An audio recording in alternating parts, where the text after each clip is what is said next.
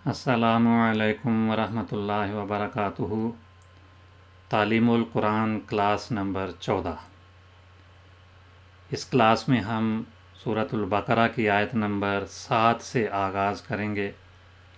अऊज़ु बिल्लाहि मिनश शैतानिर रजीम, बिस्मिल्लाहिर रहमानिर रहीम। इन्नल्लज़ीना कफ़रू सवाउन अलैहिम अ अंज़रतहुम अम लम तुनज़िरहुम ला युमिनून। इन्ना हरूफ मुशब्बाह बिलफ़ेल कैल में से है। इन्ना, अन्ना का अन्ना, इस तरह के जो हरूफ हैं इनका किसी वक्त हम मज़ीद तारुफ़ लेंगे। तो इनको मुशब्बा बिलफ़ेल इस वजह से कहते हैं कि फ़ेल की तरह एक इसम को ये रफ़ा देते हैं, एक इसम को नसब देते हैं।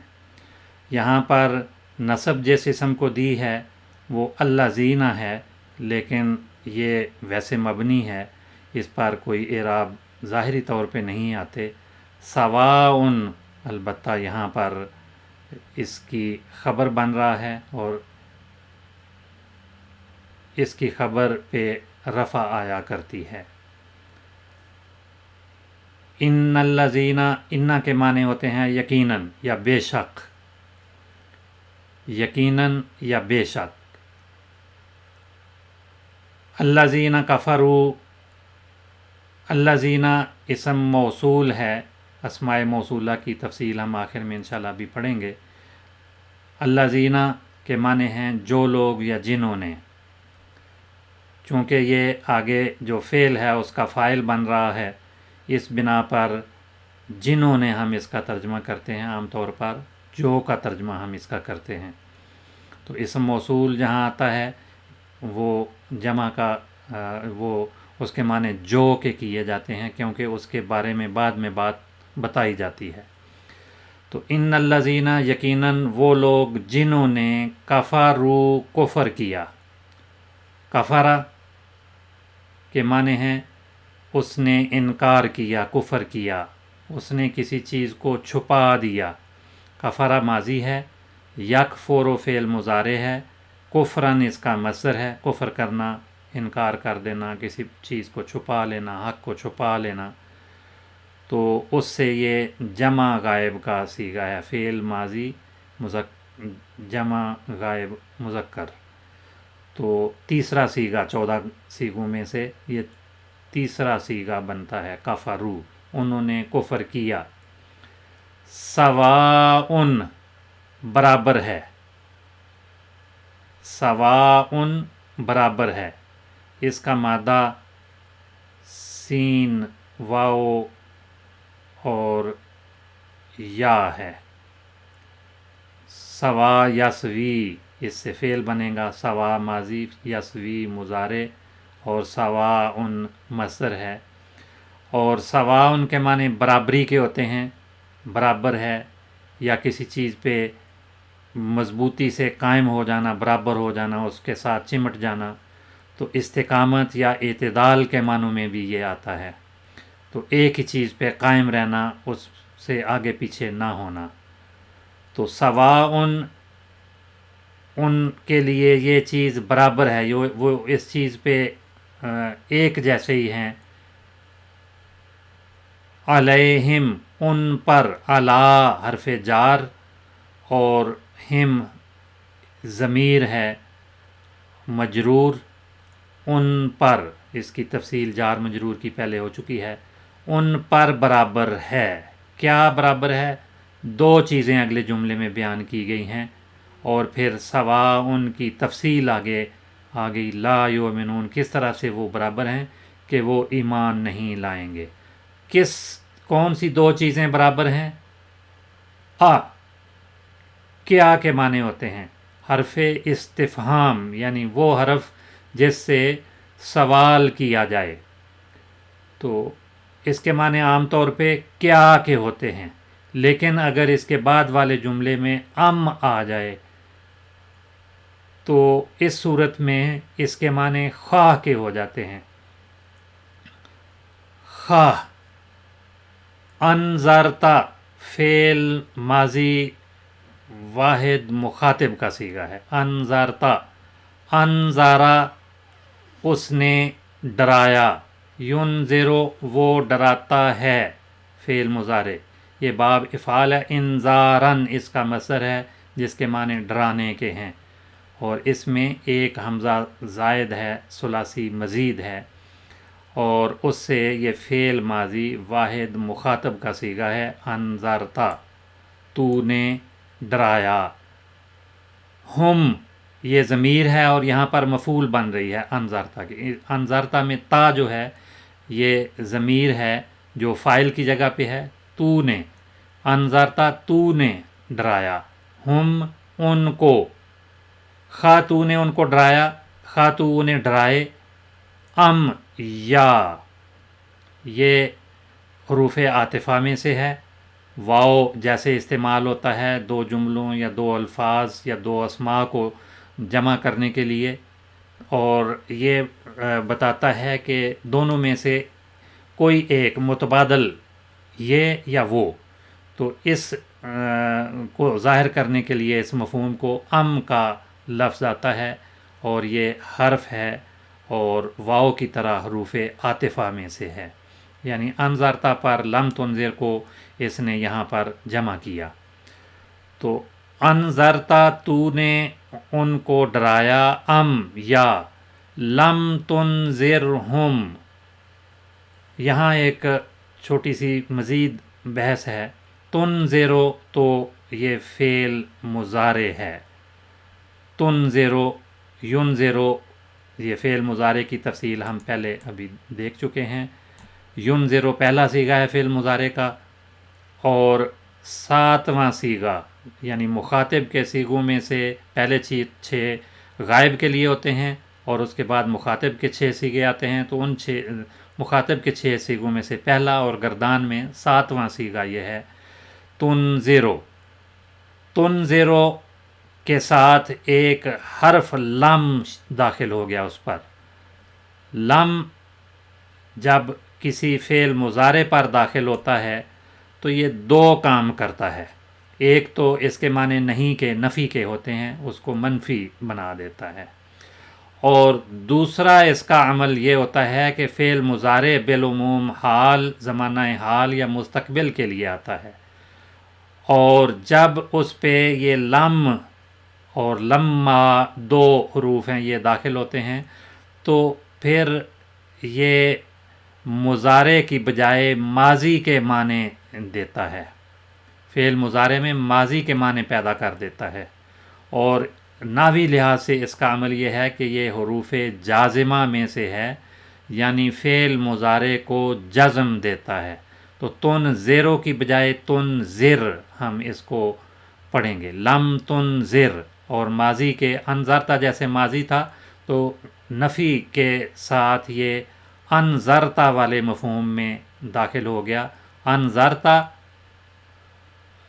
ام یا لم تنذر تو نے نہیں ڈرایا، تو نہ ڈرائے، انذرتا ہم تو انہیں ڈرائے، ام یا لم تنذر ہم تو انہیں نہ ڈرائے، تو ہم یہاں بھی اسی طرح سے اس کے ساتھ مفعول ہے، اور تو جو ضمیر ہے انتا وہ اس کے اندر چھپی ہوئی ہے، اس کو ضمیر مستتر کے معنی ہوتے ہیں چھپی ہوئی چیز، تو وہ ضمیر اندر اس کے چھپی ہوئی موجود ہے، یا تو انہیں نہ ڈرائے، خواہ تو ان کو ڈرائے یا تو انہیں نہ ڈرائے، کیا نتیجہ نکلے گا، لا یؤمنون، یؤمنون کا لفظ پہلے ہم پڑھ چکے ہیں، یؤمنون بالغیب، یؤمنون بما انزل الیک، وہی یؤمنون یہاں پر آیا ہے، اور اس کے ساتھ لا نفی کا کلمہ شامل ہو گیا، نہیں یؤمنون وہ ایمان لائیں گے،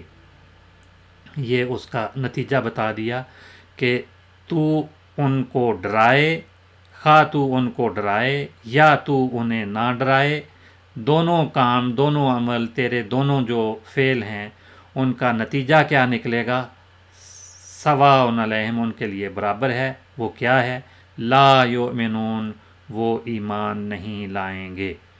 اس آیت کی کچھ مختصر سی تشریح میں بیان کر دیتا ہوں۔ پہلی آیات میں اس سے قبل جو آیات تھیں ان میں تو متقین کا یا حقیقی مومنوں کا بیان ہوا تھا، اور ان کے بارے میں فرمایا اولئک ھم المفلحون۔ اور اگلی چند آیات ایسی ہیں جن میں کافروں کا بیان ہوا، اور کافروں میں سے بھی دو قسم کے کافر ہیں۔ ایک وہ کافر ہیں جو زبان سے بھی کہتے ہیں کہ ہم نہیں مانتے، ہم انکار کرتے ہیں، اور عمل سے بھی انکار کرتے ہیں، تو ان کا ذکر اس آیت میں ہے۔ اور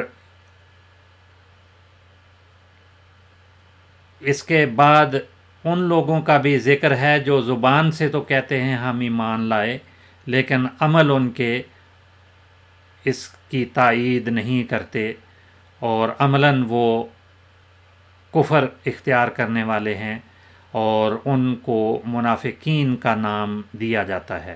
لیکن جو منافقین بھی ہوتے ہیں وہ ظاہری لحاظ سے چونکہ وہ اقرار کرتے ہیں کہ ہم مسلمان ہیں، مومن ہیں، تو اس وجہ سے وہ ظاہری فائدے اٹھاتے ہیں، ظاہری فائدوں میں وہ شامل ہوتے ہیں، تو اللہ تعالیٰ نے ان کو بھی معین طور پر ظاہر نہیں کیا، لیکن ان کے عمل یہ ظاہر کرتے ہیں کہ وہ حقیقی مومن نہیں ہیں۔ تو تین قسم کے لوگوں کا ذکر سورۃ البقرہ کی ابتدائی 17 آیات میں بیان ہوا ہے، اور ان میں سے یہ 7ویں آیت ہے جس میں دوسری قسم کے لوگ کافروں کا ذکر ہے، اور ان کے متعلق فرمایا یقیناً وہ لوگ جنہوں نے کفر کیا ان کے لیے برابر ہے، پکے جو کافر ہیں ان کا اگلی آیت میں بیان ہو گیا، 2 آیتوں میں یہ ذکر ہے، تو پکے کافر ہیں، اور ان کو خواہ تو ڈرائے یا تو انہیں نہ ڈرائے، لا یؤمنون، برابر ہے ان کے لیے یہ کیفیت، وہ ایمان نہیں لائیں گے۔ تو یہ اس آیت کا اس لحاظ سے ترجمہ ہے۔ اگلی آیت میں ان کے متعلق فرمایا ختم اللہ علی قلوبہم، خاتمہ اس نے مہر لگا دی، ختم مہر لگانے کو کہتے ہیں، اور ختمہ کے معنی ختم کرنے کے بھی ہوتے ہیں، لیکن جب ختمہ علی آ جائے تو بالعموم مہر کے معنی ہوتے ہیں، اور اسی سے لفظ خاتم بھی ہے۔ خاتم تے کی زبر کے ساتھ ہے جو اس میں آلہ کہلاتا ہے، خاتم مہر لگانے کا آلہ، یا مہر کو خاتم کہا جاتا ہے۔ تو خاتمہ فعل ماضی ہے، اس نے مہر لگائی، ختم اللہ فاعل یہاں ظاہری طور پہ بیان ہو گیا، اللہ نے مہر لگائی، اور فعل مضارع سے یختم، اور مصدر اس کا ختمن و ختامن 2 طرح سے آتا ہے، اور یہاں پر اللہ پر جو پیش آئی ہے آخر میں، یہ اعراب کی علامت ہے، فاعل کی علامت ہے، اس کو رفع کہتے ہیں اس حالت کو، اس جس میں یہ علامت آ جائے، فعل کے بعد واقع ہونے والے اسم پر اگر یہ آتی ہے تو وہ فاعل بنتا ہے، اور یہی علامت بتاتی ہے کہ یہ فاعل ہے، مہر لگانے والا۔ تو وہ فعل ختمہ ہے، اللہ نے مہر لگا دی، کہاں؟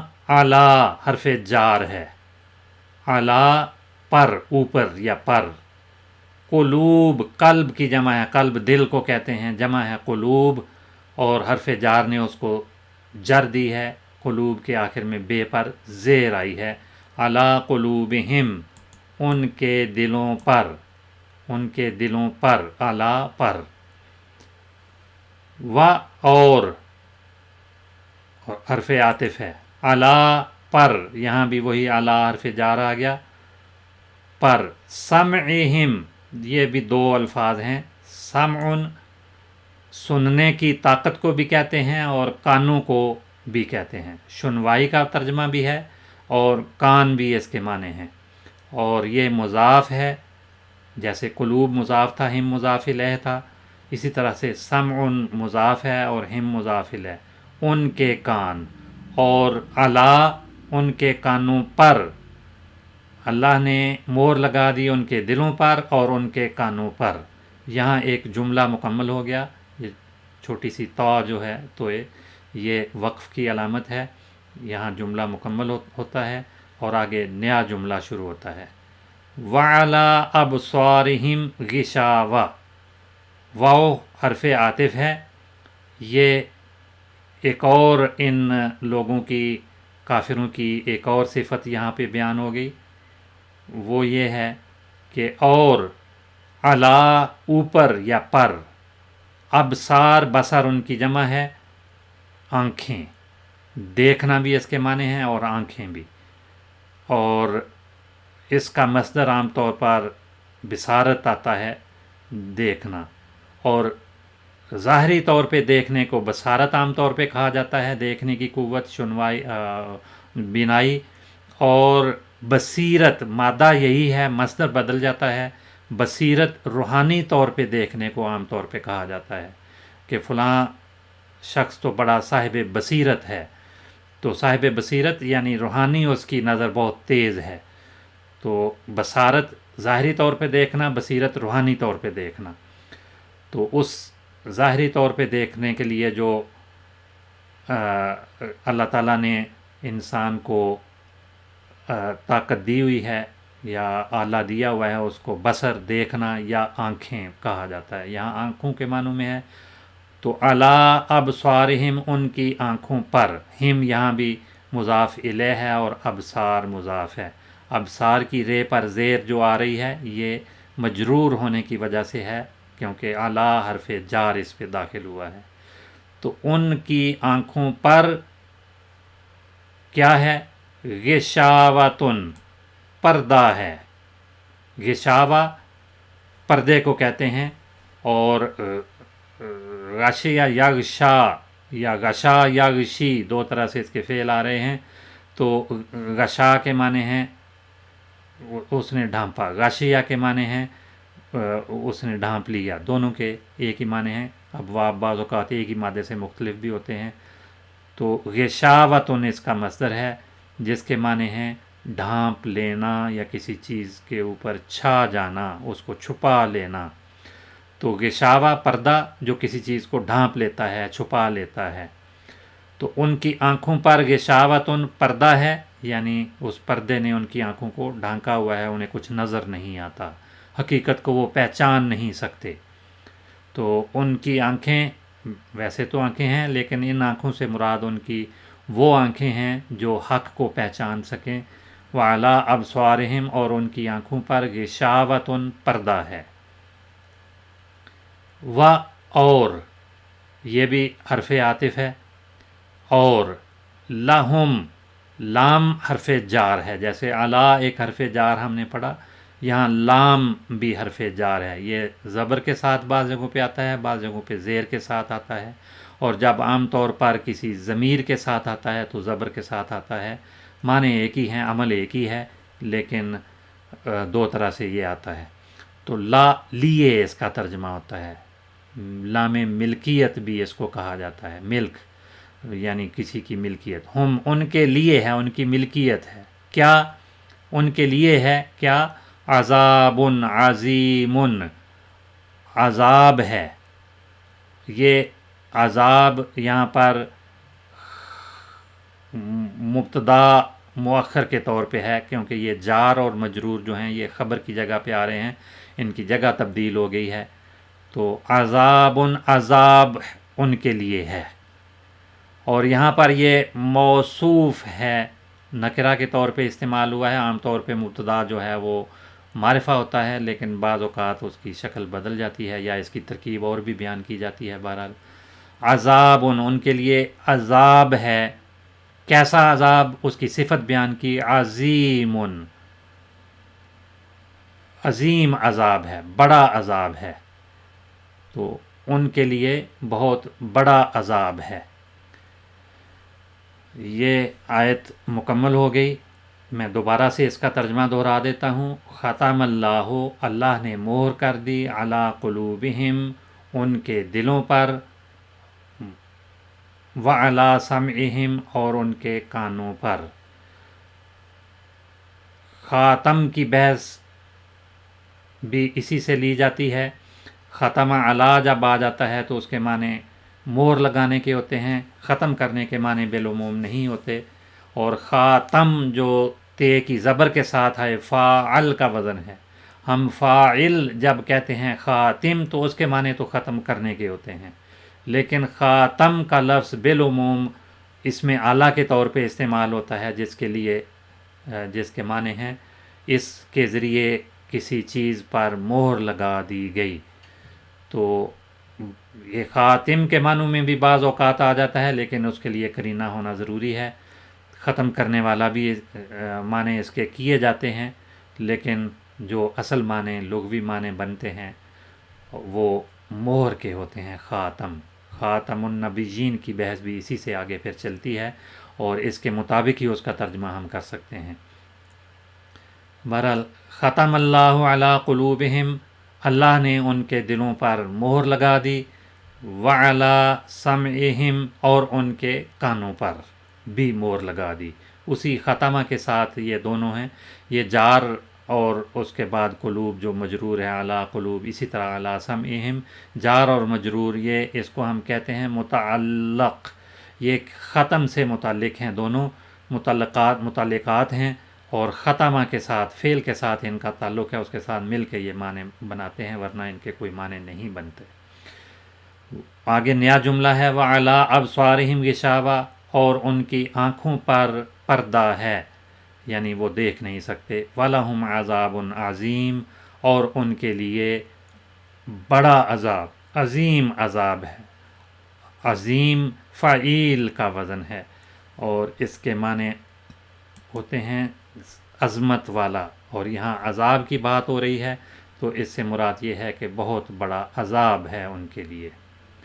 اب چند منٹ میں ہم اس بحث کو مکمل کرتے ہیں جو گزشتہ سبق میں نامکمل رہ گئی تھی، اور ہم نے اس میں اشارہ کی بحث اس میں پڑھی تھی. اس میں اشارہ میں ایک اس میں اشارہ اور دوسرا اس کا مشار الیہ. جو اسم اشارہ کرے اس کو اسم اشارہ، اور جس کی طرف اشارہ کیا جائے اس کو مشار الیہ کہتے ہیں. جیسے حاذا القلم میں حاذا اشارہ ہے، القلم مشار الیہ ہے، اور یہاں پر یہ اشارہ اور مشار الیہ مل کر ایک مبتدا بنتے ہیں، اور جید اس کی خبر ہے. تو یہ دو قسم کے ہوتے ہیں، قریب کے لیے، بعید کے لیے. اور جو قریب کے لیے ہوتے ہیں ان میں مذکر کے 3 صیغے، یا مذکر بھی اور مؤنث بھی ہوتے ہیں، لیکن ان کی شکلیں بعض اوقات مختلف ہوتی ہیں. اصل اشارہ اس میں مذکر کے لیے ذا سمجھا جاتا ہے، جو واحد کے لیے آتا ہے، اور اس کے ساتھ ہا لگ کے بھی آتی ہے. ہاذا یہ قریب کے اشارے ہیں، اور اسی ذا کے ساتھ نون شامل ہو جائے تو ذا نے زے نے یہ تثنیہ کا صیغہ کہلاتا ہے. اور ہا کے ساتھ یہ دونوں الفاظ پھر دوبارہ بھی ہاذان ہاذین بھی تثنیہ کے لیے اسماء اشارہ کے طور پہ استعمال ہوتے ہیں، اور ان سب کے معنی ہیں یہ دو. ذا یا ہاذا کے معنی ہیں یہ ایک مذکر واحد، اور تثنیہ کے لیے یہ دو مذکر، اور جمع کے لیے اولائے یا ہا اولائے. اولائے میں ہا شامل کر دیں تو یہ قریب کی نشاندہی کرنے والا ہے. تو یہ مذکر کے لیے بھی اور مؤنث کے لیے بھی اسی طرح سے آتے ہیں. مؤنث کے صیغے جو ہیں ذا کی بجائے تا آتا ہے، اور ہاذا کے متبادل کے طور پہ ہازہی آتا ہے، تو ذا کی بجائے زہی آ گیا. تو ہازہی قریب کا اشارہ ہے واحد مؤنث کے لیے. اور تثنیہ کے لیے جو صیغے استعمال ہوتے ہیں وہ تا نے تے نے یا ہا تا نے ہا تے نے، یہ 4 الفاظ استعمال ہوتے ہیں. اور مذکر کی طرح مؤنث میں بھی جمع کے لیے اولائے یا ہا اولائے، یہ سب عورتیں، یہ اس کا ترجمہ بنے گا.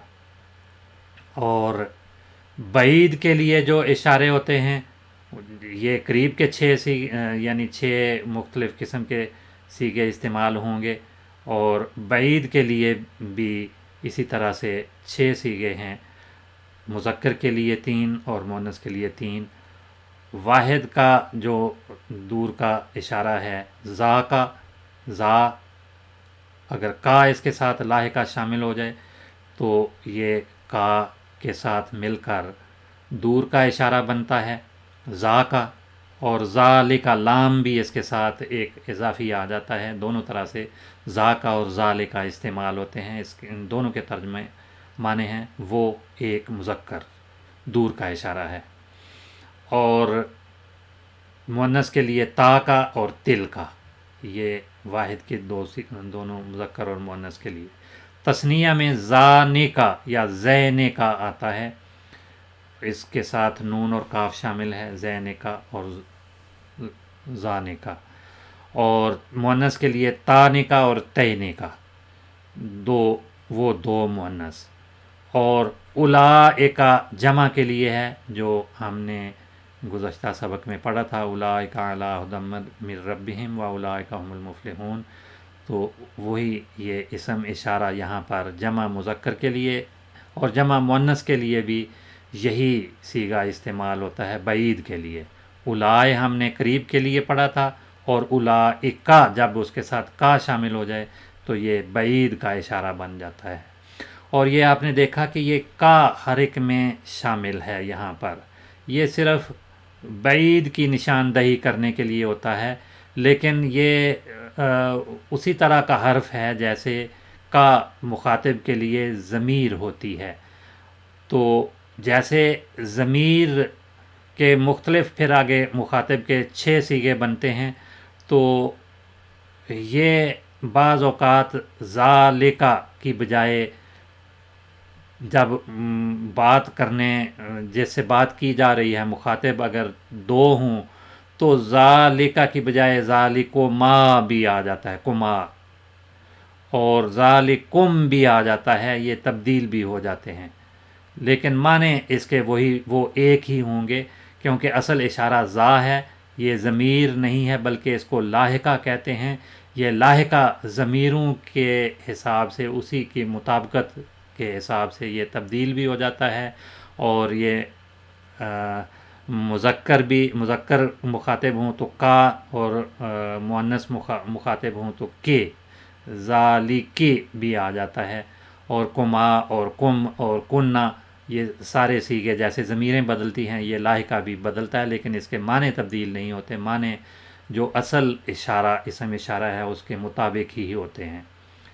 تو یہ وہ بحث ہے جو ہماری پچھلے سبق میں نامکمل رہ گئی تھی، یہاں ہم نے اس کو مکمل کر لیا۔ مزید اس میں جو اسماء اشارہ کے طور پہ الفاظ استعمال ہوتے ہیں وہ بھی میں بیان کر دیتا ہوں۔ ایک تو یہ ہے کہ جب کسی جمع کے لفظ کے لیے جو جمع غیر عاقل کے لیے ہو، اس کے لیے عاقل کے لیے تو یہی صیغے استعمال ہوتے ہیں، لیکن غیر عاقل کے لیے جب جمع کا صیغہ مشار الیہ بنے تو اشارہ جو ہے واحد مؤنث کا استعمال ہوتا ہے، کیونکہ جو مؤنث کا صیغہ ہے اس کو، جو جمع کا صیغہ ہوتا ہے جمع مکسر اس کو کہتے ہیں، اس کو مؤنث کے طور پہ لیا جاتا ہے اور اسی کے مطابق صیغے آتے ہیں۔ اور ہنا اور ہا ہنا یہ بھی اشارے کے طور پہ استعمال ہوتے ہیں، یہاں اس کا ترجمہ ہے، اور یہ عام طور پہ قریب کے لیے، ہا جو ہے یہ قریب کو ظاہر کرنے کے لیے، جیسے ہاذا ہاذہی میں ہا جو ہے وہ قریب کو ظاہر کرتی ہے، تو ہنا اور ہا ہنا اس کے معنی بھی یہ قریب یا یہاں قریب کے معنوں میں یہ اسماء اشارہ ہیں۔ پھر سما بھی ایک اسم اشارہ ہے، لیکن یہ دور کی چیز یا دور کی جگہ کے لیے آتا ہے، اور کا جب اس کے ساتھ آ جاتا ہے ہونا کے ساتھ تو یہ دور کا اشارہ ہو جاتا ہے، تو وہاں اس کا ترجمہ ہو جاتا ہے۔ سما بھی ایک اور اس میں اضافہ ہو گیا، اور ہنالکا یہ بھی دور کے اشارے میں استعمال ہوا ہے، جیسے جملہ بنا ہنالک الزلازل، کہ وہ زلزلے، اس جگہ کے زلزلے۔ اور یہ بحث تو ہو چکی کہ ذالکا میں کا جو ہے وہ لاحقہ ہے اور یہ حرف خطاب کہلاتا ہے، اور یہ جیسے کوئی مخاطب ہوگا اسی کی مناسبت سے یہ تبدیل ہوتا ہے، لیکن معنوں میں کوئی تبدیلی نہیں۔